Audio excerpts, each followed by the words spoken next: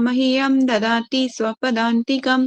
वन्देऽहं श्रीगुरु श्रीयुतापदकमलं श्रीगुरु वैष्णवांश्च श्रीरूपं साग्रजातं सहगण रघुनाथं वितं तं सजीवं सावधूतं सावधूतं परिजनसहितं कृष्ण चैतन्य देवं श्रीराधा कृष्ण पादान सहगण श्रीललिता श्रीविशाखान्वितांश्च।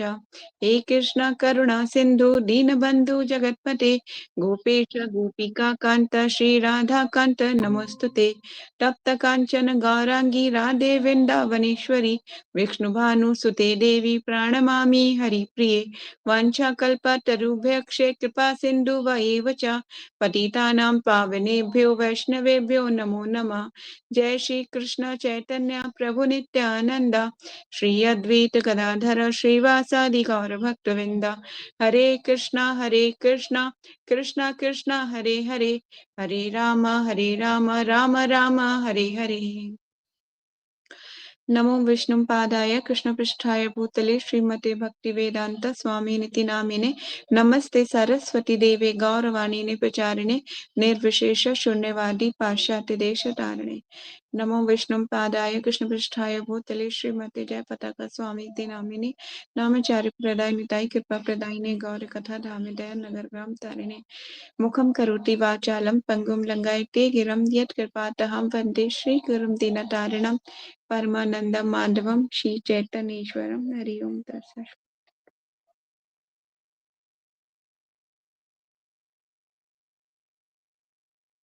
श्रील गुरुदेव की जय, श्रील प्रभुपाद की जय।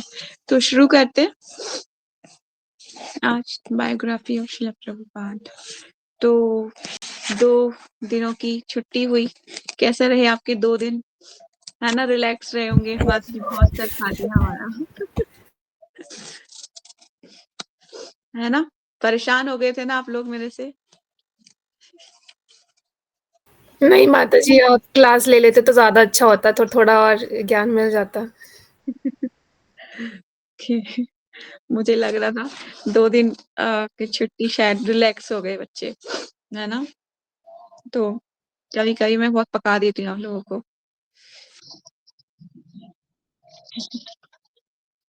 चलिए, तो हमने लास्ट क्लास में क्या पढ़ा था वो एक बार रिवीजन कर लेते हैं।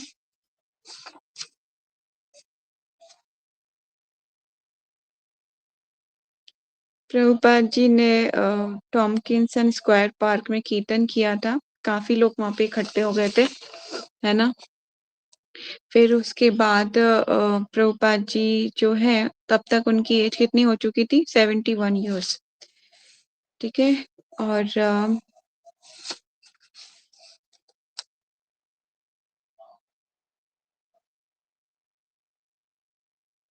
तो जब कीर्तन पार्क में हो रहा था, पार्कों में, तो हैग्रीव ने इसे क्या कहा था, याद है किसी को? हैग्रीव ने कुछ एक नाम दिया था। यस, संकीर्तन विस्फोट। yes.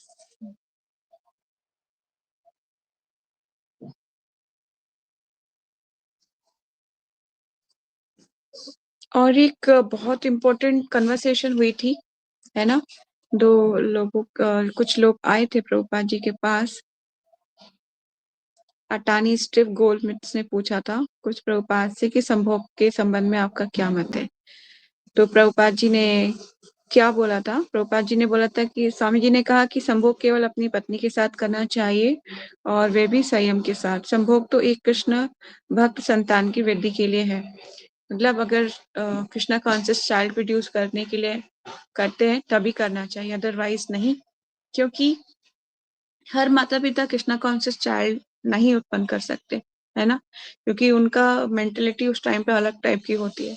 लेकिन जो गुरु के सानिध्य में, गुरु से आशीर्वाद लेके गर्भधान संस्कार की सारी क्रियाओं को फुलफिल करके और बहुत अच्छे से, मतलब पूरी प्रिपरेशन के साथ करते हैं, तब भगवान की कृपा से एक पवित्र आत्मा का वास होता है माँ के गर्भ में, तब जाके वो इस दुनिया में आती है। तो अभी रिसेंटली मेरी गॉड सिस्टर जो है, उन्होंने बेबी गर्ल उनको आई है, तो उसके बारे में वो बता रही थी कि सुबह जब 4 बजते हैं तो वो रोना शुरू कर देती है, सुबह के 4 बजे, क्योंकि मंगला आरती का समय होता है ना उस टाइम पे। तो वो सुबह 4 बजे रोना शुरू कर देती है और जब तक मंगला आरती स्टार्ट होती है और वो पूरी सुनेगी, पूरी मंगला आरती, नरसिंह आरती और तुलसी आरती सुनने के बाद तब सो जाती है। तो ये जो चाइल्ड होते हैं, this is a Vaikuntha child, कोई साधारण बच्चे नहीं है ना, ऐसे कोई भौतिक कर्मी लोगों के बच्चे नहीं है। कहने का मतलब है कि कुछ ट्रांसेंडेंटल सोल्स भी आती हैं संसार में, किस लिए आती है? प्रचार कार्य करने के लिए आती है, उनकी कुछ भक्ति को जिसको वो कंटिन्यू करने के लिए आते हैं। जैसे कि मैंने बताया था कि वो बच्चा है भागवत करके, है ना, वो कितना रिमार्केबल चाइल्ड है। तो मतलब इस तरह से और भी बच्चे हैं जो, अभी मैंने रिसेंटली एक वीडियो भी पोस्ट की थी जिसमें एक छोटी सी लड़की डांस करके वो बता रही थी अलग अलग मत्स्य अवतार, कूर्मा अवतार, नरसिंह अवतार बता रही थी ना। तो बच्ची कोई भी ऐसा नहीं कि वो किसी को देख के कर रही थी, और कितने फ्रिक्वेंटली कर रही थी। तो पूर्व जन्म के कुछ संस्कार यहाँ पे आके फलीभूत होते हैं। तो बहुत ही बहुत बहुत बहुत ऐसा होता है कि मतलब रेयर सिचुएशन होती है जो भक्तों के घर में भी संतान आ जाए। उसका एग्जाम्पल है प्रहलाद महाराज, है ना। तो ये बहुत रेयर होता है, पर नारद मुनि के सानिध्य में रहकर उनकी कायादू माताएं उनको पूरा कुछ ग्रहण किया था ज्ञान, तब जाके वो, उनको गर्भ में ही सारा ज्ञान हो चुका था, भगवान के लिए कोई डाउट नहीं था। कहने का मतलब ये है कि कृष्णा कॉन्शियस जो चाइल्ड होते हैं उन्हीं के लिए मतलब अगर माता पिता को बच्चा चाहिए तो कृष्णा कॉन्शियस चाइल्ड भी प्रोड्यूस करना चाहिए। ऐसे नहीं कुत्ते बिल्लियों की जैसे आप जैसे जानवर जो करते हैं, मतलब कई बार वो चाइल्ड मतलब बहुत सारे अनगिनत बच्चे पैदा करते हैं और उसमें रत रहते हैं सेंस ग्रेटिफिकेशन में। तो वो सब नहीं करना चाहिए। प्रभुपाद जी ने वही बोला था कि संयम के साथ करना चाहिए। तो एक कोटेशन इसमें थी कि मेरे गुरु ने कहा कि कृष्ण भक्त संतान उत्पन्न करने के लिए मैं सैकड़ों बार संभोग करने को तैयार हूँ, निसंदेह इस युग के लिए अत्यंत दुष्कर है। वो उनका कहना ये था, इस कॉन्टेक्स्ट को ध्यान से समझने की बात यह है कि श्रील भक्ति सिद्धांत सरस्वती ठाकुर जी ने जब ये बोला था तो उसके पीछे रीजन ये था कि हर बारी में जरूरी नहीं कि कृष्णा कॉन्शियस चाइल्ड ही उत्पन्न हो, है ना। बहुत से जरूरी नहीं, पर लेकिन अगर पॉसिबल हो, अगर भगवान का भक्ति आए तब वो करने के लिए तैयार है, उन्होंने बोला था। लेकिन हर जरूरी नहीं कि हर बार कृष्णा कॉन्शियस चाइल्ड ही आएगा, बहुत रेयर, मतलब कि मैंने बताया ना कि जो माता पिता भक्त होने चाहिए, पूरा एटमोस्फियर ऐसा रहना चाहिए, फिर उसके बाद गुरु का आशीर्वाद रहना चाहिए, तब जाके कहीं ऐसा होता है पॉसिबल। जैसे कि बहुत अच्छे अच्छे एग्जाम्पल है हमारे इस्कॉन में। तो इस ग्रेस अमरिंदर प्रभु है, उनके उनके भाई भी है, उनके बारे में भी काफी बोला जाता है। इस तरह से बहुत बहुत बहुत चाइल्ड ऐसे हैं जो कृष्णा कॉन्शियसनेस में बहुत इजीली, मतलब वो बताते थे कि हमने जब पहला कदम भी रखा तो मंदिर में रख के चलना शुरू किया था। तो कितना ब्लेसफुल है ना ये, कि पहला कदम भी उठाया तो मंदिर में ही चलना शुरू किया। तो बहुत ही मतलब ये कोई साधारण बात नहीं है। तो प्रभुपाद जी भी एक साधारण नहीं थे, उन्होंने भी कितना, उनके बचपन के बारे में हमने पढ़ा है ना, कैसे कैसे प्रभुपाद जी ने बचपन में ही जो है जगन्नाथ यात्रा निकालना और मतलब वो उनके पास उनके खुद के विग्रह मांगना अपने पिता से। उनके पिता जब सुबह उठते थे तो वो घंटी की आवाज टन टन टन टन आवाज करते थे तो प्रभुपाद जग जाया करते थे। तो ऐसी बहुत सारी चीजें हैं जो ये दर्शाती हैं कि कुछ पवित्र आत्माएं आती हैं भगवान के घर से इस जगत में, मतलब बद्ध आत्माओं का उद्धार करने के लिए, है ना। बद्ध मतलब हम अपनी सेंस ग्रेटिफिकेशन उलझे हुए हैं, भौतिक शरीर से आसक्त हैं, इसलिए हम बद्ध हैं, डिपेंडेंट है। अब देखिए ना, आप बिना आप स्वतंत्र नहीं है। स्वतंत्रता की परिभाषा को हम लेते हैं कि ओ आई एम, मेरे पास ये स्वतंत्रता है कि मैं कहीं पे भी जा सकती हूँ, कुछ भी सोच सकती हूँ, कुछ भी कर सकती हूँ, इस चीज की स्वतंत्रता है। पर मुझे बताइए ये स्वतंत्रता किस काम की? मतलब कि आपको कल मोशन होंगे नहीं होंगे, ये आप भी डिसाइड नहीं कर सकते। ये डिसाइड कैसे करेगा? आपका खाया हुआ भोजन डिसाइड, आपकी जो आमाशय में पाचन शक्ति है, जिसके अंदर अग्नि है, पाचन जो उसको पचाती है, वहां पर वो मतलब बहुत से लोग अपने शरीर के बारे में भी नहीं जानते, है ना। भगवान बोलते हैं कि मैं तो 5 प्रकार के अनाजों को पचाता हूँ मनुष्य शरीर में। तो भगवान विद्यमान है, सब कुछ मतलब भगवान के ही हम द्वारा नियंत्रित है। और हमें लगता है कि हम स्वतंत्र हैं, स्वतंत्र कहीं से भी नहीं है ना। बस जो है हम स्वतंत्र सिर्फ इसलिए हैं कि दो अच्छी और बुरी चीजों में अगर हम डिफरेंशिएट नहीं कर सकते तो मतलब मनुष्य होने का कोई फायदा नहीं है। जैसे मैंने पहले बहुत बार क्लासेस में ही बोला है कि अगर आपके पास 1 घंटे का टाइम है और आप सोचें कि मैं इसमें रील देखूं या लेक्चर सुनूं, मूवी जाऊं या मंदिर जाऊं, है ना, इस चीज की फ्रीडम, स्वतंत्रता है। क्योंकि भगवान भगवत गीता में बोलते हैं और भागवतम में भी लिखा हुआ है, एक वृक्ष पर बैठे दो जीव, है ना, दो आत्माएं हैं एक वृक्ष पर। एक क्या कर रही है, एक उसको देख रही है, मतलब एक दृष्टा है, कहते हैं ना, एक साक्षी है, और एक उसके पेड़ के फलों को खाने वाला है। तो पेड़ के फलों को कौन खाता है? जीवात्मा, जो किसके द्वारा किसके साथ में घूम रहा है? मन बुद्धि अहंकार के साथ विचरण करती है हर उस योनि में। ठीक है, भगवान साक्षी रूप में देख रहे हैं। तो मैंने एक क्वेश्चन किया था प्रभु जी से कि अगर जीवात्मा ये भौतिक शरीर छोड़ के चली जाती है तो नरक जाना है, स्वर्ग जाना है, या भगवान के धाम जाना है, या उसके अच्छे और बुरे कर्मों का हिसाब कौन रखता है ना?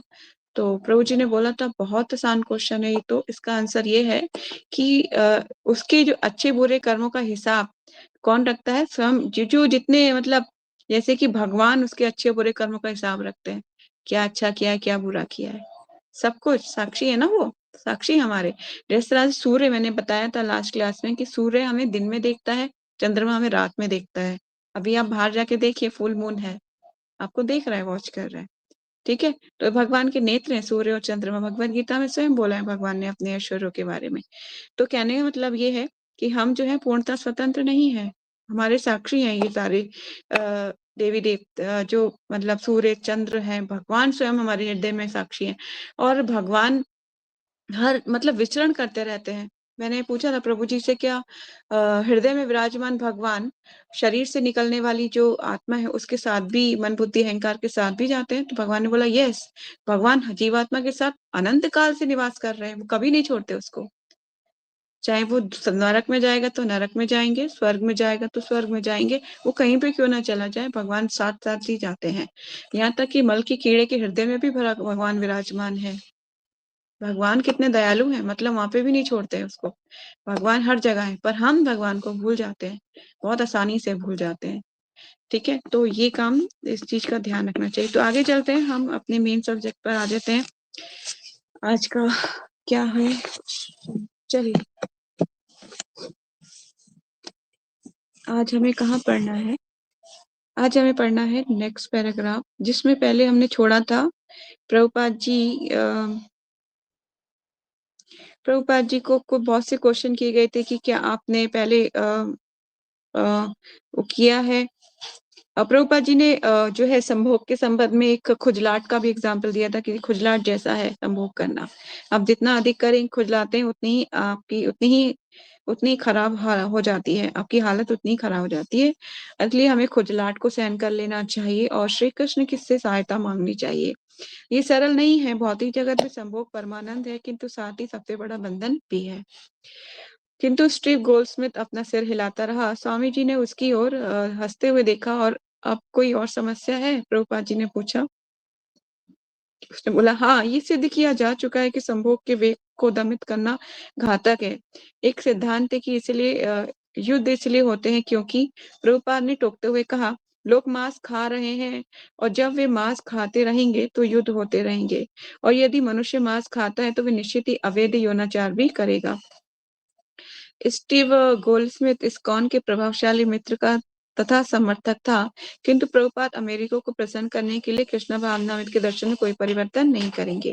तो ये बहुत इंपॉर्टेंट लाइन थी कि प्रभुपाद ने अपने प्रिंसिपल्स को कभी भी उससे कभी भी प्रभुपाद जी नीचे नहीं गए, है ना, एक फिक्स थे। मतलब जैसे कि अगर आपको मैं ऐसी परिस्थिति में रखूं जिस परिस्थिति में आपको सारे जो है नॉन डिवोटी हैं और आपको अपनी भक्ति को स्ट्रगल करना है, तो ये आपके लिए बिग चैलेंज होगा। बिग चैलेंज कब होगा? जब आप खुद ही भक्ति में डगमगा रहे होंगे, है ना।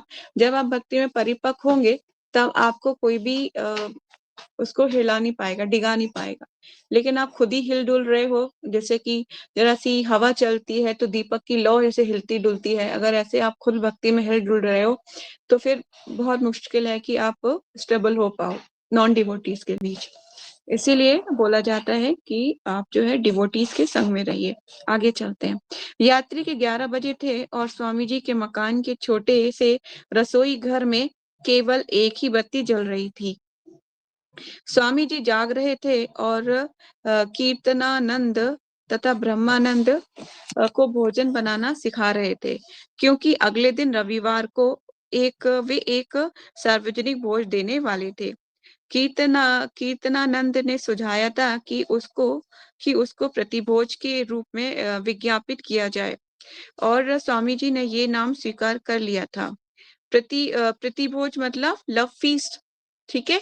लव फीस्ट जो प्रोग्राम चला ये वहां से ही आया हुआ है, स्वीकार कर लिया था। यद्यपि कुछ लोगों का विचार था कि उनके मुख से प्रतिभोज सुनने में शुरू में है विचित्र लगता है। भक्तों ने पड़ोस भर में पोस्टर लगा दिए और स्टोर फ्रंट की खिड़की की ओर संकेत भी बना दिया था। स्वामी जी ने कहा था कि कम से कम 50 लोगों के लिए भोजन बनेगा। उन्होंने कहा कि ऐसे प्रतिभोज इस्कॉन के महत्वपूर्ण अंग माने जाने चाहिए। जैसा कि पहले कई बार बता चुके थे कि कृष्ण को अर्पित भोजन दिव्य बन जाता है, और जो भी उस प्रसाद को ग्रहण करता है उसे महान आध्यात्मिक लाभ होता है। प्रसादम का अर्थ है कृपा। यस, देखिए प्रसाद की महिमा इतनी प्रबल है, इतनी इम्पोर्टेंट है कि इसके बारे में मतलब बोला जाता है कि अगर कोई नॉन मतलब कोई नया नया जैसे भक्ति में किसी को जोड़ना होता है तो उनको क्या कहते हैं, पहले प्रसाद ही खिलाते हैं, है ना। तो बहुत इंपॉर्टेंट है प्रसाद। प्रसाद की कृपा, ऐसी कृपा होती है जिसके द्वारा बड़े से बड़े भक्त बन जाते हैं। इसके संबंध में मुझे एक कहानी याद आ रही है, एक स्टोरी टेलिंग, जो इस गेस गौरांग प्रभु जी अक्सर स्टोरी सुनाते हैं, आपने सुने होंगे उनके लेक्चर्स। तो प्रभु जी बता रही थी कि एक भक्त था जो मंदिर में प्रत्येक रविवार को आता था, और वो क्या करता था कि मंदिर में देखता था लोगों को डोनेशन देते हुए। तो उसको जो है रोज प्रसाद मतलब डोनेशन देता था। प्रसाद वो पैसे डालने के बजाय डोनेशन बॉक्स में वो जो कागज होता है उसको ना राउंड राउंड करता था और वो डालता था कि लोगों को लगे कि मैंने डोनेशन दिया है। तो वो हर रोज ऐसा करने लगा, हर रोज ऐसा करने लगा, प्रसाद खाता और फिर चला जाता, रोज ऐसा करता। तो एक दिन ना डिवोटीज ने उसको पकड़ लिया कि तुम क्या कर रहे हो, और देख लिया कि वो जो डाल रहा है वो सिर्फ मात्र कागज है। तो वो बोला कि मैं ना, मेरे पास पैसे नहीं होते थे और मुझे प्रसाद पाना होता था, तो मैं सोचता था कि मैं मतलब ऐसे करूंगा तो मुझे जो है प्रसाद आसानी से मिल जाएगा। तो बोलते थे अच्छा तुम इसलिए ऐसा करते हो, तुम प्रसाद ऐसे भी तो खा सकते थे। बोला नहीं, मेरे को लगता था कि सब लोग डाल रहे हैं तो मैं भी डाल दूं, कुछ मतलब पैसे तो नहीं है, चलो कागज ही डाल दूं ताकि मुझे प्रसाद मिल जाए, मतलब लोग मुझे ज्यादा प्रसाद दे सके, अच्छे से वेलकम कर सके। तो बोले अच्छा, बहुत प्रसाद पाया, आप कुछ सेवा भी करोगे भगवान की, तुमने प्रसाद तो बहुत ले लिया। तो उसको फिर किचन में लगा दिया। किचन में वो क्या करता, बर्तन धोता और भगवान के लिए जो बर्तन धोने कटिंग करने का कटिंग होते ना किचन में, वेजिटेबल्स कट करना, वो काम करता। करते करते करते करते उसका मन इतना, और जैसे उसने भक्तों को देखता कि शुद्ध उनका हरि नाम का जप कर रहे हैं, तो वो खुद ही 1 माला, फिर 2 माला, फिर 3 4 5 6 7 8 फिर 16 पे सीधा आ गया। और वो इतना अच्छा भक्त बन गया, इतना अच्छा भक्त बन गया। और फिर वो भगवान से माफी मांगने लगा, भगवान मुझे क्षमा कर दीजिए, मैं मतलब प्रसाद के बहाने आपकी हुंडी में जो मैं कागज डालता था, लेकिन मैं अब आपसे मैं आपसे जो है वादा करता हूँ कि मैं हर दिन आपको लक्ष्मी अर्न करूंगा और मैं आपको दूंगा। तो मतलब इस तरह से वो भक्त जो है धीरे धीरे धीरे धीरे मतलब जॉब करी उसने, कुछ भी रिक्शा चलाई है, क्या था वो एग्जैक्ट मुझे नहीं याद है। तो मतलब ऐसे करके वो भक्त बन गया। प्रसाद की इतनी महिमा है, इतनी महिमा है। सिर्फ प्रसाद पाने से कोई भक्त बन सकता है? ये अगर मटेरियल किसी लोगों को समझाएंगे तो वो कहेंगे खाने से कौन से भक्त बन सकता है, उसको खाना कहते हैं वो लोग, खाना नहीं है वो, प्रसाद है, भगवान की कृपा है। ठीक है। तो ये बोल रहे हैं प्रसादम का अर्थ है कृपा। स्वामी जी ने कम से कम 1 दर्जन व्यंजन तैयार कराए। मतलब कितने, 1 दर्जन, 1 दर्जन पता है कितने होते हैं? 12, है ना। 12, 12 तरीके के व्यंजन, 12, है ना, जो आज जनरली हम जो है कब करते हैं 12 तरीके के भोजन, मुझे तो याद नहीं है, पर हम जब 56 भोग करते हैं तभी हमारे पास इतनी वैरायटीज होती हैं। अदरवाइज तो अगर किसी मतलब कोई फंक्शन भी करना होता है तब भी 12 टाइप्स के नहीं होते, तब भी 7, मैक्सिमम 7 टोटल। स्वामी जी ने कम से कम 1 दर्जन व्यंजन तैयार कराए और अंतिम स्थिति तक उन पर ध्यान रखा और उनके शिष्यों ने उनको एकाएक करके सामने वाले कमरे में पात्रों में ले जाकर भगवान चैतन्य की तस्वीरों के समक्ष रख दिया। इसमें क्या-क्या था ध्यान से सुनिएगा, आपके मुँह में पानी आने वाला है।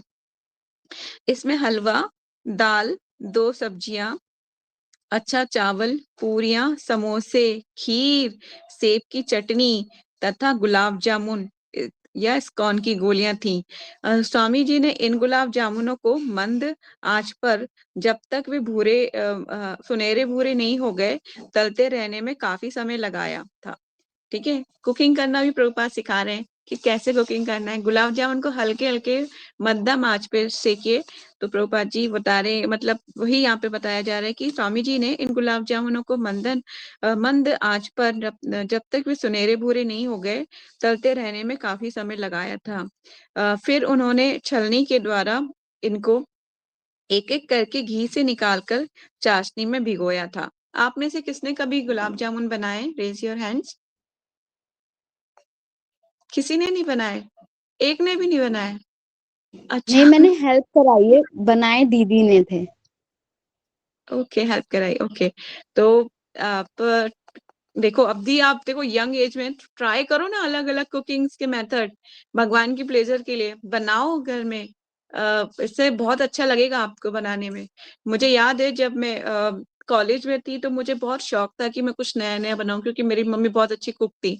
तो मम्मी बोलती थी बनाओ, तो मैं जनरली जो है कॉलेज के बाद जब कॉलेज बंद हो जाते हैं, छुट्टियों का दिन होता है ना, टाइमिंग होते हैं, 2 महीने की छुट्टियाँ होती हैं। उन टाइमिंग में अलग-अलग कुकिंग के मेथड ट्राई करती थी, कभी कचौड़ियाँ, कभी गुलाब जामुन, तो मैंने गुलाब जामुन सब कुछ बनाया, रसमलाई, गुलाब जामुन, रसोगुल्ले सब बना रखे हैं। तो मतलब इस तरह से बनाना चाहिए आप सबको, अब यंग हो सब लोग सीखिए, लर्निंग का यही उम्र है। आप जब सीखोगे भगवान के प्लेज़र के लिए बनाइए, भगवान की खुशी के लिए, ठीक है? तो येस, तो गुलाब जामुन को मंद आँच पर तब तक वे सुनहरे भूरे नहीं हो गए, तलते रहने में काफ़ी समय लगाया था। फिर उन्होंने छलनी के द्वारा इसको एकाएक करके घी से निकाल कर चाशनी में भिगोया था। वे मानते थे कि ये सुनहरे घी में तले हुए दूध के गोले उनके शिष्यों के प्रिय प्रसाद थे। वे इन्हें इस्कॉन की गोलियाँ कहते थे, मतलब इस्कॉन बुलेट, ठीक है? क्योंकि वे माया से युद्ध करने के लिए मुख्य हथियार थे। उन्होंने यहाँ तक की अनुमति दे रखी थी कि सामने के कमरे में चाशनी में तैरती हुई इस्कॉन की गोलियों से पूर्ण पात्र सदैव रखे रहें। हाँ, जहाँ से उनके उनके शिष्य बिना पूछे और बिना किसी समय पाबंदी के मन भरकर खा सकें। कितना अच्छा है ना? जितना चाहे उतना खा लो। का मतलब मुझे याद है कि जब मम्मी मतलब जब वो बनाती थी, गुजिया बनाती थी, होली पे गुजिया बनती है ना, गुजिया बनती है, तो टोकरा भर के गुजिया बनती थी हमारे यहाँ। टोकरा भर के इतनी सारी गुजिया। हम 2 दिन पहले ही गुजिया बनाते थे और मैं भी मम्मी के साथ लगती थी। बहुत मज़ा आता था गुजिया बनाने में। तो मैं और मेरे भाइयों के बीच में कॉम्पिटिशन होता था। हम सब बैठ के करते थे ना काम। तो वो कहते थे कि आज जितनी गुजिया फटेंगी, उतनी गुजिया मुझे मिलेंगी, उतनी तुझे मिलेंगी। तो मतलब मम्मी बोलती थी, "नालायकों तुम लोग नज़र लगाओ।" तो मतलब मम्मी जब टोकरे में गुजिया रखती थी, होली जब तक आती थी उसमें से आधी रह जाती थी। क्यों? एक-एक करके मैं जाती थी और अपनी फ्रॉक में दबका के उसे खा जाती थी। इतनी ज़्यादा शैतान थी। तो मतलब इस तरह से जो है मम्मी कहती थी गुजिया कम क्यों हो रही है? मैंने नहीं मम्मी वो ना चूहा ले गया होगा। और हमें चूहा मैंने आज ही सुबह चूहा देखा। मम्मी बोली मुझे चूहा तो कहीं नहीं दिखा अभी तक। मैंने हाँ मम्मी सच में चूहा हो सकता है। तो मेरी बहन ने चुगली लगाया, मम्मी इसके मुँह पे ना वो खोया लग रहा था सुबह मैंने देखा था। इस तरह से मतलब कहने का मतलब है कि जब कुकिंग करते हैं तो तब इस तरह से मतलब काफ़ी जो चीज़ पसंद होती है उसको ज़्यादा खाया जाता है। तो प्रभुपाद के डिसाइपल्स भी जो थे, उनको भी इस्कॉन की बुलेट गोलियाँ बहुत पसंद थी। तो प्रभुपाद ने ये बोल के रखा था कि काफ़ी सारे बना के रखिए, जिनको लोग उनके शिष्य बिना पूछे ज़्यादा से ज़्यादा खा सकें। ठीक है? तो शुरू में प्रतिभोजों में आने वालों की संख्या अधिक नहीं थी, किंतु भक्तगण भोज प्रसाद के लिए इतने उत्सुक रहते थे कि अतिथियों की कमी उन्हें नहीं खली। वे सारा का सारा खा जाने को उद्यत रहते थे, मतलब सारा का सारा मिल जाए, इतने स्वादिष्ट लगते थे। सत्स्वरूप क्या कह रहे हैं सत्स्वरूप? प्रतिभोज में ब्राह्मण सेवय भोजन था, जो चावल के आटे से बनी को सेवयों को घी में पकाकर चीनी के शीरे में डुबोकर बनाया गया था। और था हलवा, पुष्पपात्र चावल जिसमें तले हुए पनीर के छोटे छोटे गोले रहते हैं, समोसे, मूंग की तली नमकीन, मसालेदार दाल, पूरियां, गुलाब जामुन। प्रभुपाद जी को कचौड़ियां बहुत पसंद थी। उनकी मदर उनके लिए अक्सर कचौड़ियां, जब भी प्रभुपाद मांगते थे कचौड़ियां, हमेशा चाहे कितनी भी तबीयत खराब क्यों ना हो, कचौड़ियां बनाती थी उनके लिए। तो आज भी जब प्रभुपाद जी का अपीयरेंस डे होता है तो कचौड़ी अवश्य होती है उनके भोज में, कभी भी प्रभुपाद जी को वो लगता है। तो उसमें लिखा समोसे, मूंग की तली हुई नमकीन, मसालेदार और पूरियां और गुलाब जामुन। और हेग्रेव की शब्दावली में हर वस्तु स्वादिष्ट थी, मतलब हर वस्तु अत्यंत स्वादिष्ट थी। यहाँ पे छौंक के बारे में भी बताया था ना पीछे, कि छौंक जब लगता था तो सब लोग मतलब इतने मंत्रमुग्ध हो जाते थे। तो कहने का मतलब ये है कि ऐसे भोजन की उन्होंने कभी कल्पना नहीं की थी, जो वो प्रभुपाद जी के सानिध्य में देख रहे थे। प्रतिभोज खाना एक गहन अनुभव होता था। हमें पूरे सप्ताह अपनी जीभ को वश में रखते हुए, विधि विधानों का कठोर पालन करते हुए अपनी इंद्रियों को संयमित करना होता था। ये भोज एक प्रकार का पुरस्कार होता। स्वामी जी तथा कृष्ण हमें पूर्ण आध्यात्मिक आनंद का स्वाद चखाते। यद्यपि हम अभी नौसिखिया थे और अभी भी भौतिक जगत में थे। थाली भर भोजन लेने के पूर्व में प्रार्थना करता, कृपया मुझे कृष्ण भावना अमृत में रहने दें, क्योंकि ये बहुत अच्छा है और मैं अत्यंत प्रतीत हूँ। मैं स्वामी जी की सेवा करता रहूं और दिव्य आनंद के साथ इस भोज का स्वादन लूं। मतलब मुझे भक्ति में भगवान बने रहने दो, ताकि मैं इस भोजन का स्वादन लेता रहूं। ये कितनी अच्छी बात है ना। मतलब कोई एक चीज जो है उनको टारगेट कर रही है, प्रसाद। प्रसाद के द्वारा वो भक्त बनने के लिए तैयार है कि मुझे भक्त बने रहने दीजिए भगवान। अगर आप मुझे भक्त बने रहने देंगे तो मैं स्वाद कैसे ले पाऊंगा इतने अच्छे प्रसाद का। और तब मैं खाना शुरू करता। ये बात एक बार मेरे साथ भी ऐसा हुआ है कि एक बार संडे लिव फीस्ट पर जो है, जब शुरू में ज्वाइन किया था ना मैंने इस्कॉन, तो संडे फीस्ट प्रोग्राम में प्रसाद बहुत टेस्टी होता है, बहुत, मतलब कई वैरायटीज होती है प्रसाद में। तो मैं कहती वाह कितना अच्छा प्रसाद है ना, काश सही है, मैं तो भक्ति बने रहूं तो ज्यादा अच्छा है। संडे फीस्ट प्रोग्राम बहुत अच्छा है, मतलब कुकिंग भी नहीं करनी, यहीं पे आके खाओ आराम से। कोई टेंशन ही नहीं। कहने का मतलब ये है कि आपको जो हमारी जो सेंसेस है, सबसे पावरफुल सेंस क्या है? हमारी जिह्वा, ये टंग टंग, जिसके द्वारा दो कार्य किए जाते हैं, एक बोलना और एक स्वाद लेना। अगर ये कंट्रोल में होगी तो बाकी की सेंसेस भी अपने आप कंट्रोल में आना शुरू हो जाती हैं। ठीक है। और तब मैं खाना शुरू करता और एक स्वाद के बाद दूसरे स्वाद का मजा लेता।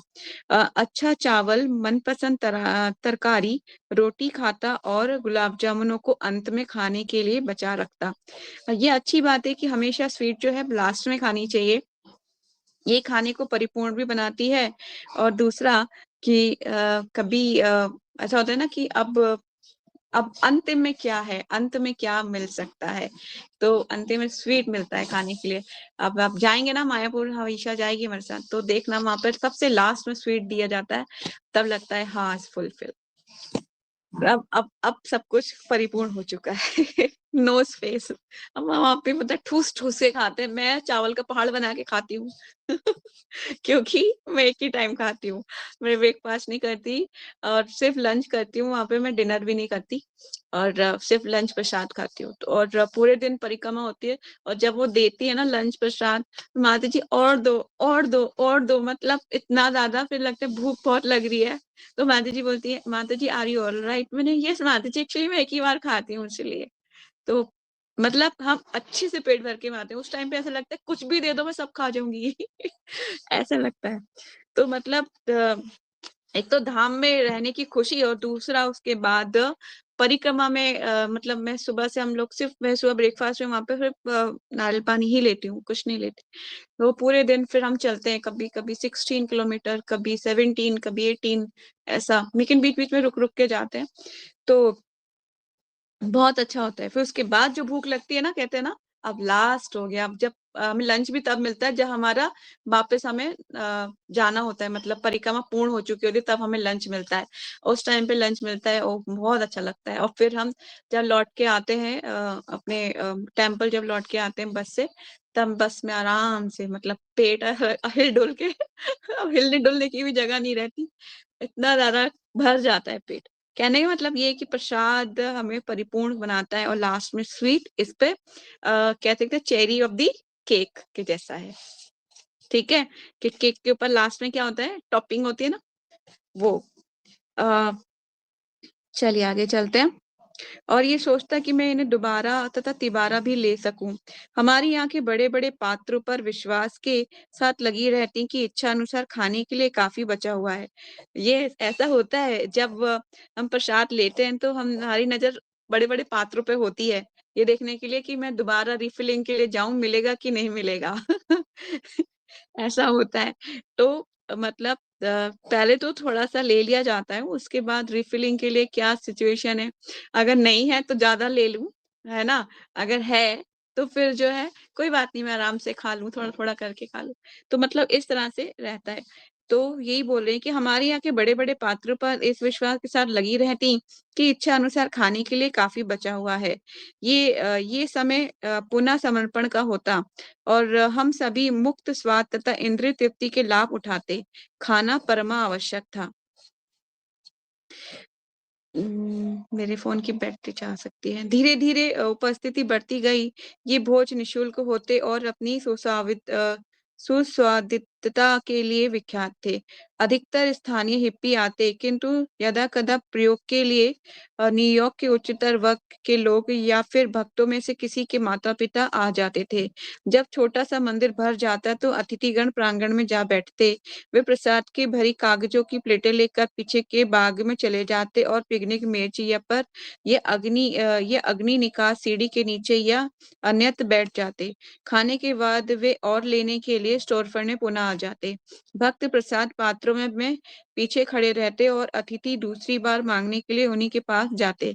अन्य किराएदारों को ये अच्छा न लगता क्योंकि प्रांगण अतिथियों से भर जाता, अतः भक्तजन उन्हें शांत करने के प्रयास में प्रसाद भरी प्लेटें लाकर देते। जो पड़ोसी थे उनको भी प्रसाद दे देते ताकि ये बोले नहीं। ठीक है।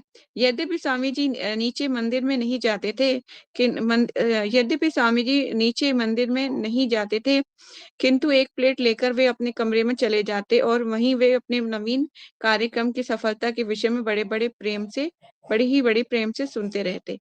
ठीक है। तो प्रभुपाद जी सुनते कि क्या-क्या, कैसे-कैसे, कौन-कौन प्रसाद पा रहा है।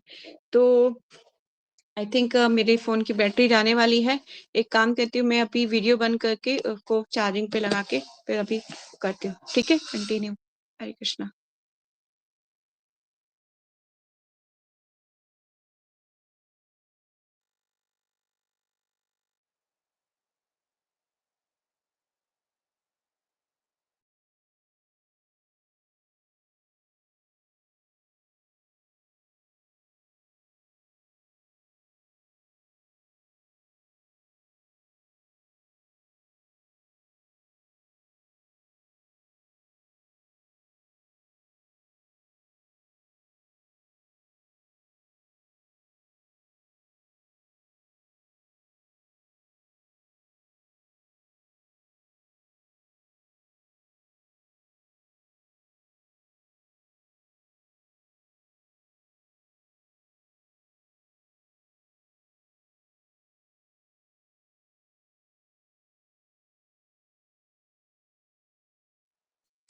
हरे कृष्णा। शुरू करते हैं फिर से कंटिन्यू करते हैं।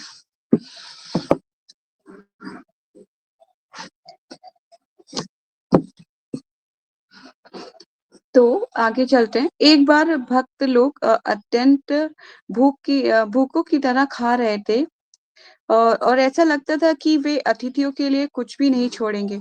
मतलब जो भक्त थे वो ऐसे खा रहे थे कि उन्हें बहुत ज्यादा भूख लग रही है और अतिथियों के लिए नहीं छोड़ेंगे। अतः कीर्तनानंद ने उनके इस स्वार्थी रुख के लिए डांटना पड़ता था। धीरे धीरे उनकी समझ में आने लगा कि रविवारी भोज उनके कौतूहल तथा आनंद के लिए ही न होकर लोगों को कृष्णा भावनामृत की ओर आकृष्ट करने के लिए होता था। नेक्स्ट, भक्ति वेदांत स्वामी ने बैक टू गॉडहेड नामक पत्रिका भारत में प्रारंभ की थी। यद्यपि वे 1930 में लिखते रहे थे। 1930 से प्रभुपाद जी ने उसको लिखना शुरू कर दिया था। ठीक है, लिखते रहे थे, किंतु 1944 में कोलकाता में उन्होंने अकेले ही इस पत्रिका का शुभारंभ किया था, क्योंकि उनके गुरु का अनुरोध था कि वह कृष्ण भावनामृत का उपदेश अंग्रेजी में करें। वे बड़ी ही मुश्किल से अपनी दवाओं के व्यापार के माध्यम से इसको छापने के लिए 400 रुपए प्रति मास एकत्रित कर पाते थे। अकेले ही वे लिखते, संपादन करते, प्रकाशन करते, धन जुटाते और प्रत्येक अंक का वितरण भी करते। प्रारंभ में उन वर्षों में बैक टू गॉडहेड ही स्वामी जी की प्रमुख साहित्यिक कृति और उनके उपदेश का माध्यम थी।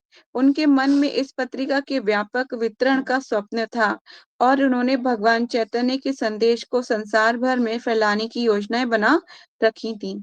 उन्हें प्रमुख देशों की सूची बना रखी थी। इस पत्रिका की कितनी प्रीतियां वे देश को भेजना चाहते थे। उन्होंने इस योजना को आर्थिक सहायता के लिए अनुदान की याचना की, किंतु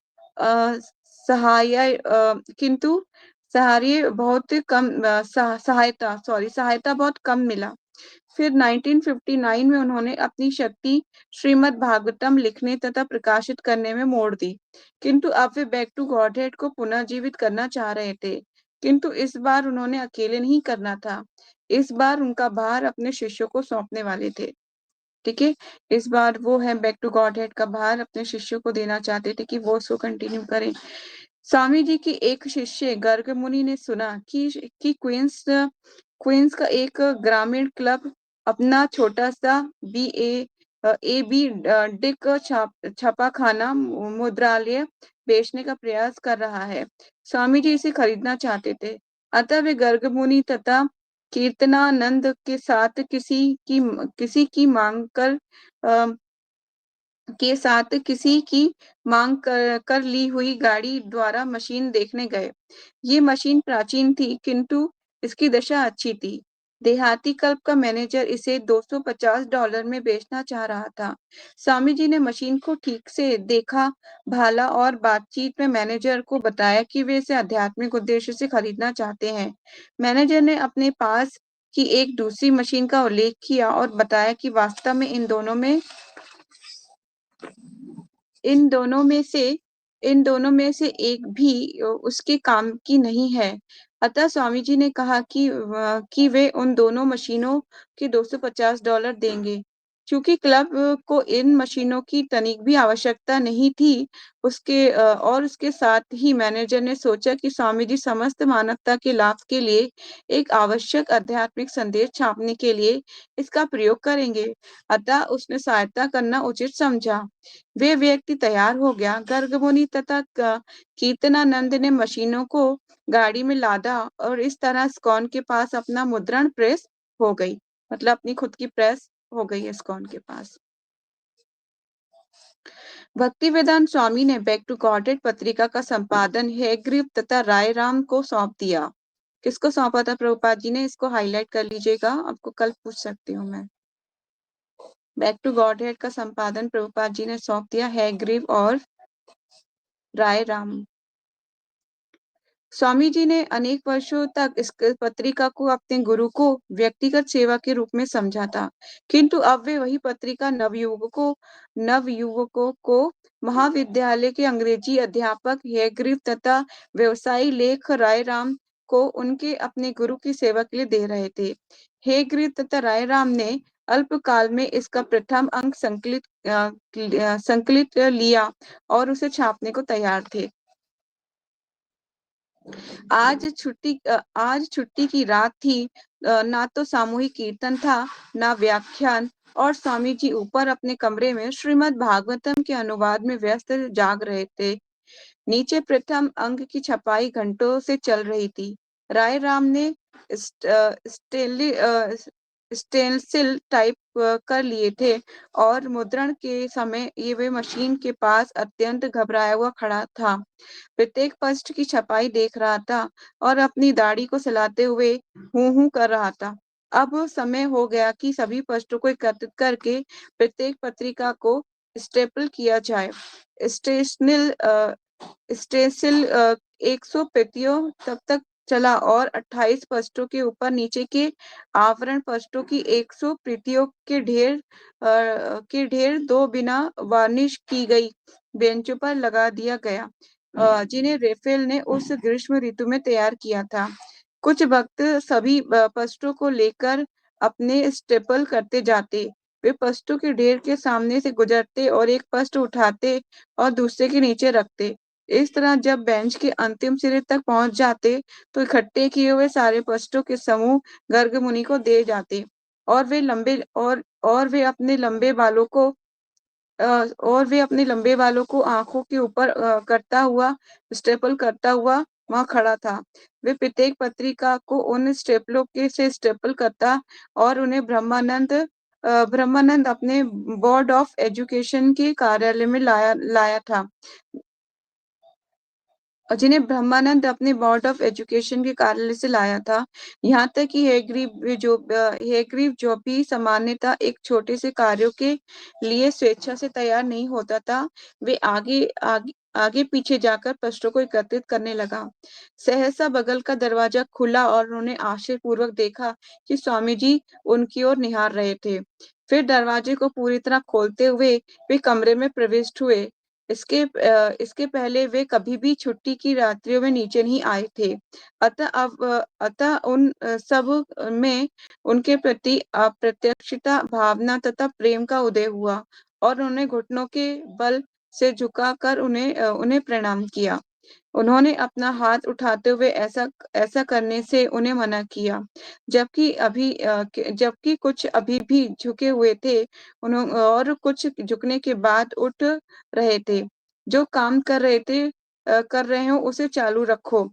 जब वे उठकर खड़े हो गए और उन्होंने अपने साथ स्वामी जी को खड़ा देखा तो उनकी समझ में नहीं आ रहा था कि क्या करें, किंतु ये स्पष्ट था कि उन्हें बैक टू गॉडेड पत्रिका निकालते देखने के लिए नीचे आए थे। अतः अब वे शांत भाव से दक्षतापूर्वक कार्य करते रहे। प्रभुपाद पृष्ठों की पंक्ति से होकर आगे बढ़े, अपना हाथ तथा अपनी कलाई अपनी शाल से बाहर निकालकर संपूर्ण पत्रिका के पृष्ठों के ढेर को एक तैयार की गई पत्रिका को छूते हुए उन्होंने कहा, इस्कॉन प्रेस। क्या बोला इसको प्रभुपाद ने? ISKCON press. जगन्नाथ ने आवरण पृष्ठ का डिजाइन बनाया था, जिसमें उसने मंदिर में अपने द्वारा बनाए गए चित्र की भांति राधा तथा कृष्ण का चित्र स्याही से खींचा था। ये एक सरल चित्र था जिसके समकेंद्रिक वृत्तों के भीतर बनाया गया था। प्रथम पृष्ठ पर वही आदर्श वाक्य था जिसे प्रभुपाद ने वर्षों तक बैक टू गॉडेड में इस्तेमाल किया था। ईश्वर प्रकाश है, अविद्या अंधकार है। जहाँ ईश्वर है वहाँ अविद्या नहीं रहती। ठीक है। प्रभुपाद ने संपादकों का जो पहला और मुख्य उपदेश दिया था वह ये था कि पत्रिका नियमित रूप से प्रतिमास निकले। भले ही वे इसकी प्रतियों को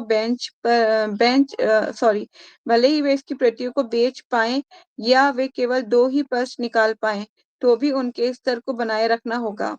उन्होंने हेग्रीव को अपने कमरे में बुलाकर उसे अपनी पुस्तक श्रीमद् भागवतम के 3 खंडों का एक पूरा सेट भेंट किया और प्रत्येक खंड के आवरण पृष्ठ पर उन्होंने लिखा था, श्रीमान हेग्रीव दास ब्रह्मचारी को अपने आशीर्वाद सहित ऐसी भक्ति वेदांत स्वामी प्रभुपाद जी ने अपने साइन किए हुए थे। हेग्रीव ने कृतज्ञता पूर्वक प्रकट करते हुए बतलाया कि वह अभी तक उसमें उन्होंने खरीदने की क्षमता नहीं थी। प्रभुपाद ने कहा कि सब ठीक है, अब तुम बैक टू गॉडेड का संकलन करो, निष्ठा से काम करो और इसे टाइप पत्रिका जैसी विशाल बना दो और इसे टाइम पत्रिका जैसी विशाल बना दो। प्रभुपाद चाहते थे कि उनके सभी शिष्य इसमें भाग लें।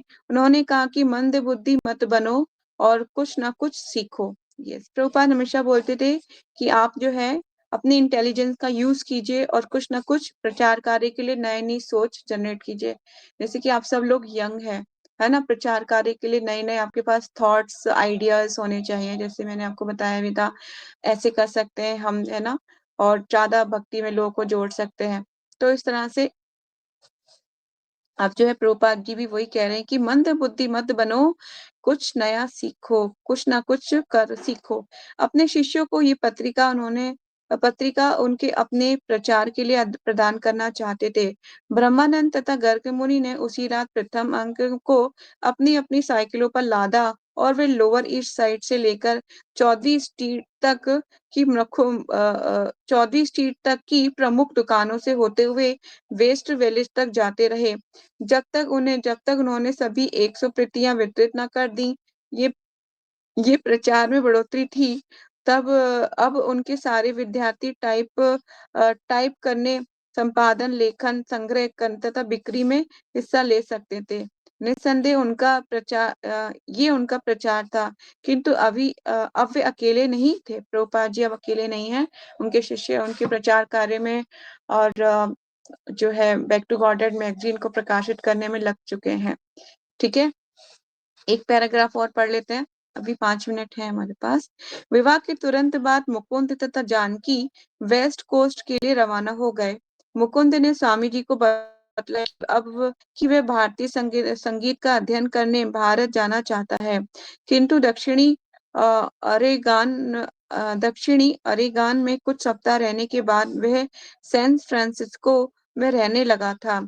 अब उसे एक अच्छा विचार सूझा कि वे किराए पर स्थान लेकर स्वामी जी के आने के लिए आमंत्रित करना चाह रहा था, जिससे वे हैट ऐश्वरी तालुके में उसी तरह हरे कृष्ण आंदोलन चालू कर सके जिस तरह वे लोअर ईस्ट साइड में कर रहे थे। उसने बताया कि वहां पर कृष्णा भावना अमृत के प्रचार के लिए अच्छी प्रत्यक्षाएं हैं प्रत्यक्षाएं हैं। कभी कभी वे अपने कमरे में संध्याकालीन बैठकों में स्वामी जी पूछते कि क्या वेस्ट कोस्ट में मुकुंद तैयार है। कई महीनों तक स्वामी जी के वेस्ट कोस्ट जाने का विकल्प अन्य कोई विकल्पों में से एक था, किंतु तभी जनवरी 1967 के प्रथम सप्ताह में मुकुंद का एक पत्र आया और उसने हैट ऐश्वरी तालुके के बीचों बीच फेडरिक स्ट्रीट में एक स्टोरफ्रंट किराए पर ले लिया था। उसने लिखा कि हम इसे एक मंदिर के रूप में रूपांतरित करने में व्यस्त हैं और स्वामी जी ने घोषणा की कि मैं तुरंत जाऊंगा। मुकुंद ने बताया कि सैन फ्रांसिस्को में हेड ऐश्वरी में जनजातियों का एक सम्मेलन हो रहा है।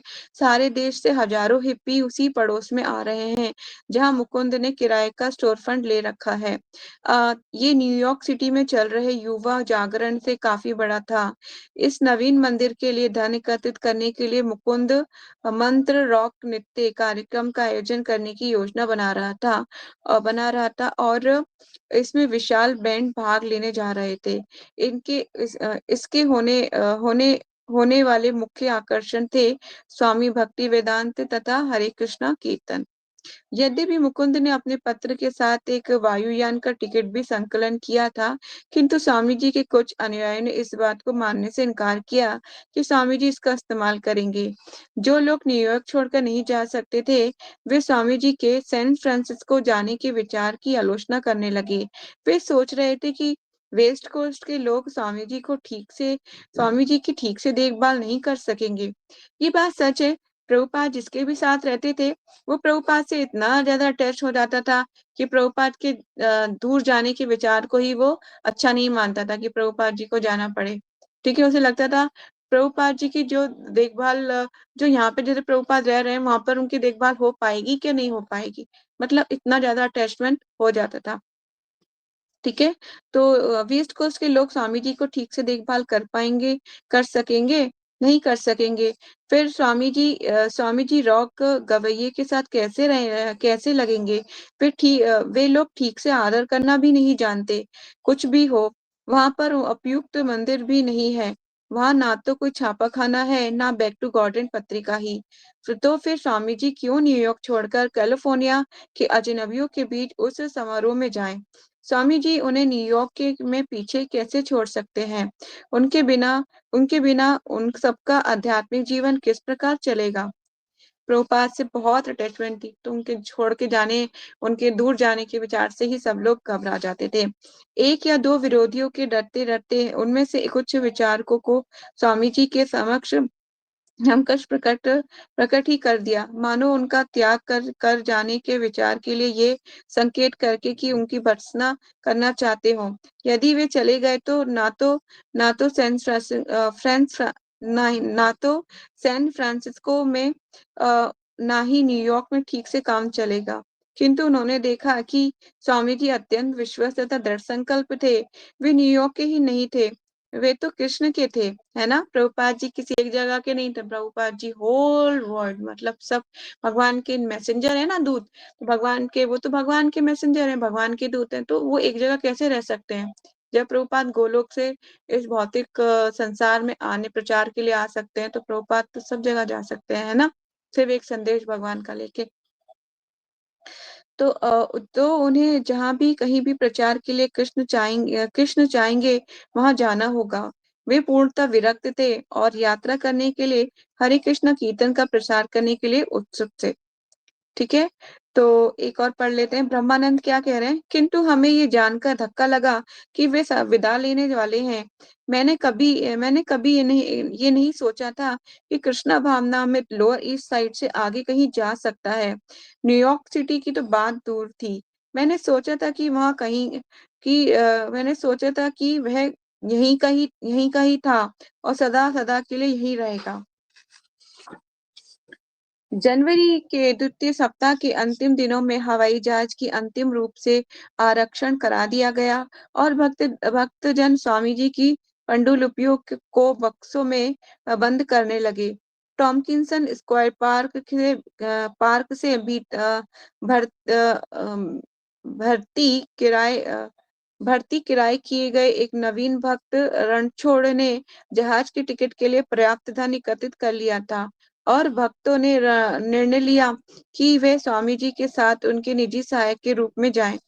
स्वामी जी ने बतलाया कि कुछ ही सप्ताहों के लिए बाहर जा रहे हैं। प्रभुपाद जी ने बोला कि वो कुछ सप्ताहों के लिए जा रहे हैं और वे ये चाह रहे थे कि उनकी अनुपस्थिति में सारा कार्यक्रम ठीक चलता रहे। वे अपने कमरे में बैठे प्रतीक्षा कर रहे थे कि जब तक कि लड़के उन्हें हवाई अड्डे तक ले जाने के लिए मोटर कार की व्यवस्था करें। उस दिन ठंड थी और रेडिएटरों में से भाप सी कर रही थी। वे केवल एक सूटकेस ले जाएंगे, अधिकांश कपड़े तथा कुछ पुस्तकें। उन्होंने अपनी अलमारी को फिर से देखा और उनकी पंडुलिपियों में से एक है कीर्तन कीर्तिना कीर्तनानंद को उनके कमरे की वस्तुओं की देखरेख करनी थी। स्वामी जी उसी चौकसी पर बैठे थे, जहाँ 6 महीनों से अधिक समय से वे अनेक बार बैठ चुके थे। और घंटों तक अपने टाइपराइटर पर भगवद गीता तथा श्रीमद् भागवतम की पंडितलिपियां तैयार किया करते थे, जहाँ वे अनेक अतिथियों तथा अपने अनुयायियों से बात किया करते थे। किंतु आज वे ना तो अपने मित्रों से बात कर रहे थे, ना ही पंडुलिपि टाइप कर रहे थे, वरन वे अपनी विदाई से पहले अपने अंतिम कुछ मिनट अकेले प्रतीक्षा में बिता रहे थे। न्यूयॉर्क में उनकी दूसरी शीत ऋतु थी। उन्होंने कृष्णा भावनामृत का आंदोलन चालू कर दिया था। थोड़े से निष्ठावान बालक तथा बालिकाएं सम्मिलित हो चुके थे। वे पहले से ही लोअर ईस्ट साइड में विख्यात थे। समाचार पत्रों में अनेक सूचनाएं छप चुकी थीं और ये तो शुरुआत ही थी। उन्होंने इसके लिए वृंदावन छोड़ा था और उन्हें इसका निश्चय नहीं था कि वे अमेरिका में 2 माह से अधिक ठहर सकेंगे। बटलर में उन्होंने अपनी पुस्तकें भेंट की थी, किंतु न्यूयॉर्क आकर उन्होंने देखा कि डॉक्टर मिश्र ने किस प्रकार उन्नति की थी और मायावादियों के पास एक विशाल भवन था। वे धन लेकर भी गीता के वास्तविक संदेश का प्रचार नहीं कर रहे थे, किंतु अमेरिकी लोगों की दृष्टि इस पर लगी थी। अमेरिका में ऐसे सारे महीने कठिनाई के थे। उनके गुरु भाई उन्हें सहायता पहुंचाने के लिए इच्छुक न थे। यद्यपि उनके गुरु महाराज शिला भक्ति सिद्धांत सरस्वती ठाकुर की यही इच्छा थी और भगवान चैतन्य भी यही चाहते थे। चूंकि भगवान चैतन्य की इच्छा थी, अतः उनके आशीर्वाद से ये होकर रहेगा।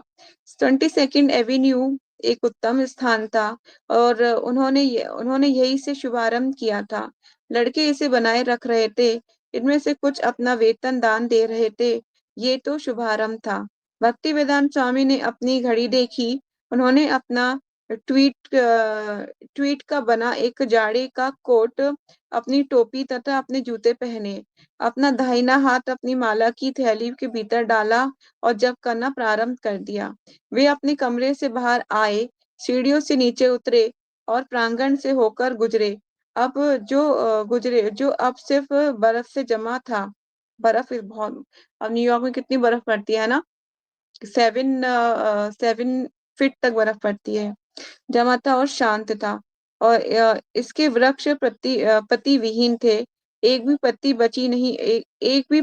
बाकी नहीं बची थी और स्वामी जी स्टोर फ्रंट से चल पड़े। जब ब्रह्मानंद रूपानुग तथा सत्स्वरूप अपनी ऑफिस कार्य में संकलन थे, तभी वे चले गए। उसी समय ना तो कोई विदाई दृश्य देखा, उस समय ना तो कोई विदाई दृश्य देखा, ना ही विदाई भाषण हुआ। ठीक है, तो प्रभुपाद जी हैं चले गए हैं। कहाँ गए प्रभुपाद? न्यूयॉर्क गए। ठीक है, सैन फ्रांसिस्को, न्यूयॉर्क से सैन फ्रांसिस्को गए प्रभुपाद। ठीक है, तो कोई क्वेश्चन, कोई डाउट? नहीं तो इवेंट करें।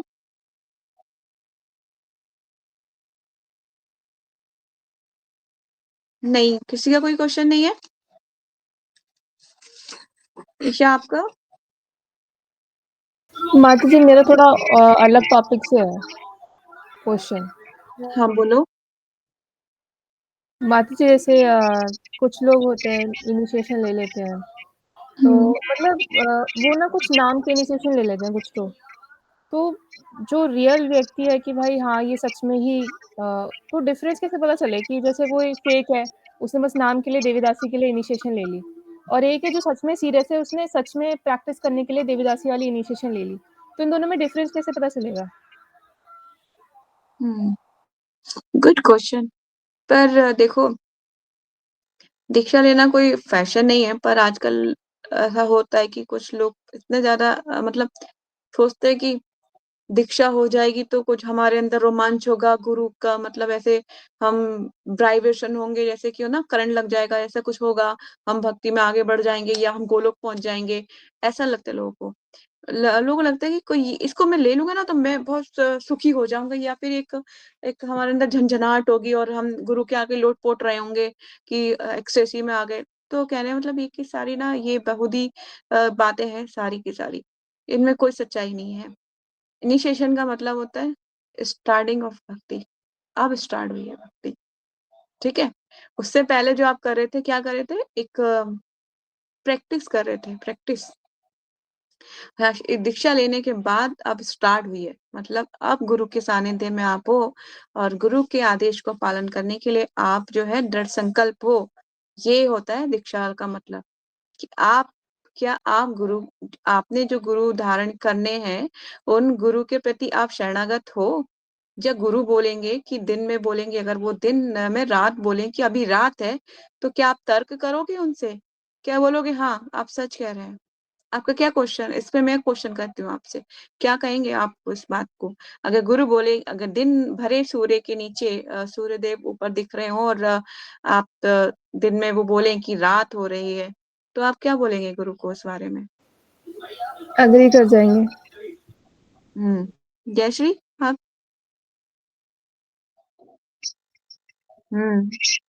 यस, उनका पॉइंट ऑफ व्यू किसी और कॉन्टेक्स्ट में है, मटेरियल कॉन्टेक्स्ट पे नहीं है। उनका पॉइंट ऑफ व्यू ये है कि अभी भौतिक जीवन में अंधकार में हो, अभी आप, है ना, अभी आप उजाले में नहीं हो, इसीलिए वो कह रहे हैं अभी अंधकार है। तो मान लो उसको, क्योंकि वो जो है आपका, जैसे जानते हैं ना कि प्रभुपाद के एक डिसाइपल, जैसे प्रभुपाद पिल्ला प्रभुपाद के चरणों में घूम रहा था, प्रभुपाद ने क्या बोला, this is my fallen disciples. Prabhupada सब जानते थे कि ये भक्ति में गिर गया था, इसलिए अभी इस योनि में आ गया है। तो कहने का मतलब ये है कि वो जो गुरु होते हैं ना, आपके बारे में सब जानते हैं। गुरु का संबंध सिर्फ इस संसार से आपका इस जन्म से नहीं, अलग अलग जन्मों से होता है। गुरु इस लाइक आपके शुभ चिंतक है, जैसे भगवान हृदय में विराजमान है ना, अगर गुरु इस भौतिक देह को छोड़ भी देते हैं तब भी वो आपको प्रेरणा देंगे हृदय से, हृदय में।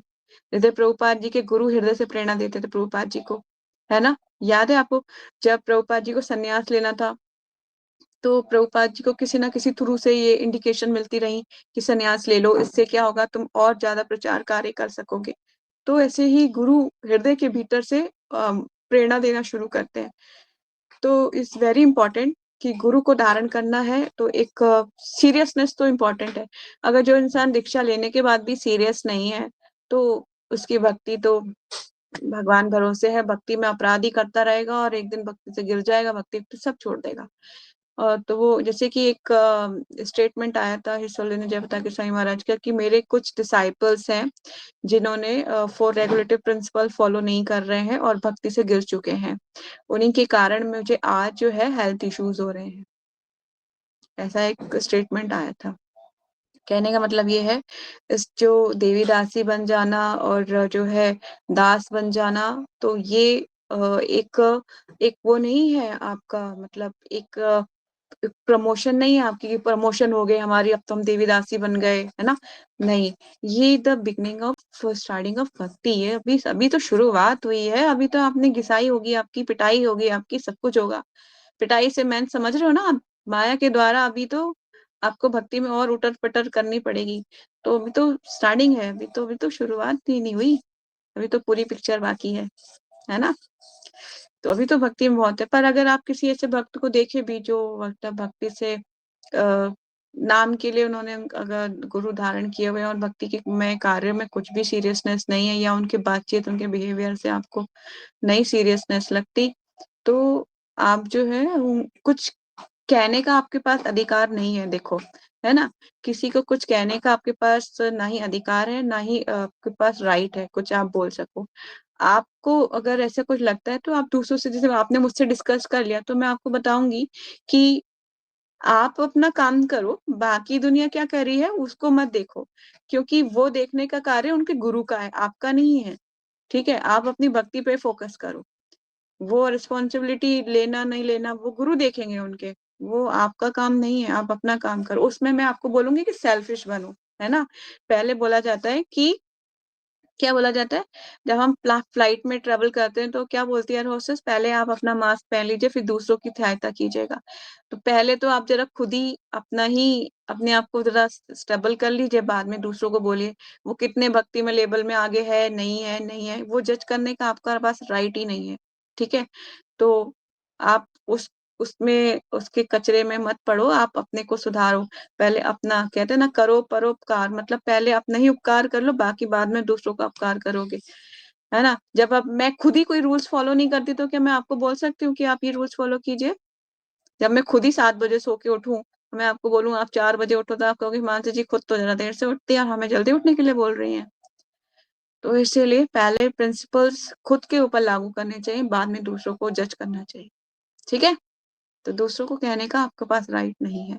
तो दूसरों का कुछ भी दिख भी जाए, ऐसा होता है वैसा होता है, नहीं, उसको शुद्ध भक्त मान के प्रणाम करते रहो। वांछा कल्पा तरुभ्यक्षे, बस बस बस, कुछ मत करो, और कुछ करने की जरूरत नहीं है।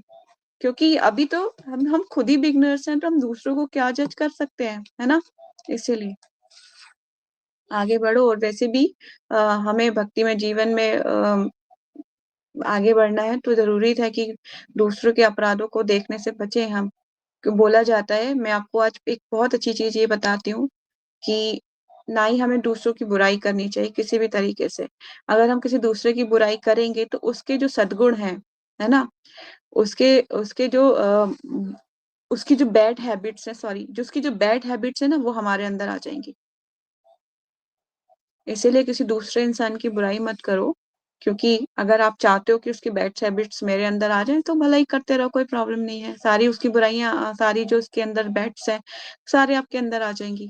इसीलिए अच्छा है आप किसी की बुराई मत करो, किसी के बारे में कुछ मत बोलो, भगवान से प्रेयर करो बस, ठीक है। अगर हाँ कोई डिस्कसिंग पॉइंट है तो आप मेंटोर से डिस्कस कर सकते हो, पर आपस में अरे देखा वो माता जी ऐसे कर रही थी, वो माता जी ऐसे चल रही थी, वो माता जी ने ऐसे लगाया था, वो माता जी बड़ी फैशनेबल है, कहने के लिए तो वो देवीदासी लगाती हैं पर वो ऐसे करती हैं ऐसे करती हैं, ये क्यों, ये बात कहने का आपके पास राइट नहीं है ना, आप मत बोलो, वांछा कल्पा करो, चलो आगे बढ़ जाओ। क्योंकि अगर आप इन छोटी छोटी बातों के पीछे भागोगे देखोगे तो भक्ति कब करोगे, कब लगेगा मन।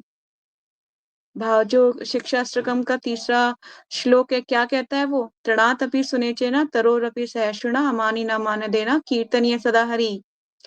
वृक्ष से भी अधिक सहनशील होकर मिथ्या मान की भावना सर्वदा शून्य रहकर दूसरों को सदा ही मान देने वाला होना चाहिए। ऐसी स्थिति में ही व्यक्ति हरि नाम का सतत कीर्तन कर सकता है। इसलिए सदैव दूसरों को मान देते हुए आगे बढ़ना चाहिए, ठीक है। तृणातपि का मतलब होता है घास से भी नीचे, तृण से भी नीचे, नीच मानकर अपने को। तो इतनी बड़ी विनम्रता का पालन करना ही चाहिए, कोशिश करनी चाहिए कि आप करते रहो करते रहो, एक दिन में नहीं आने वाला, पर प्रैक्टिस से सब कुछ पॉसिबल हो सकता है, ठीक है।